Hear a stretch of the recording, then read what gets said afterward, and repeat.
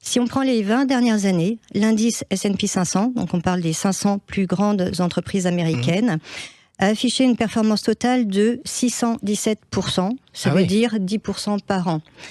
Dividendes réinvestis. Et si on prend le CAC 40, pour rester en France, on est à un peu plus de 7% par an. Donc, aucun produit garanti ne rivalise sur cette période. Alors, vous parlez bien de performance qui intègre les dividendes réinvestis. C'est important de revenir sur cette dimension, du coup. Oui, parce qu'en fait, quand vous investissez en actions, il y a deux leviers de performance. D'abord, c'est la plus-value qui va être réalisée sur le cours de l'action.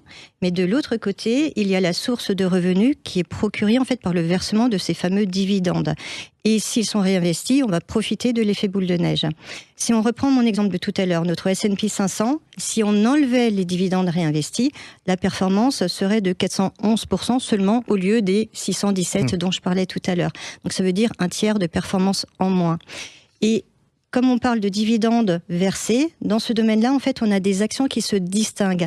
On va parler des actions aristocrates. Ce sont en fait les entreprises cotées qui ont augmenté leurs dividendes chaque année pendant 25 années consécutives. Donc ce sont des entreprises qui sont considérées comme des valeurs sûres, avec une volatilité moindre. Et pour donner des exemples, on va parler de Coca-Cola. Et pour rester en France, on peut parler de L'Oréal ou de Air Liquide, par exemple.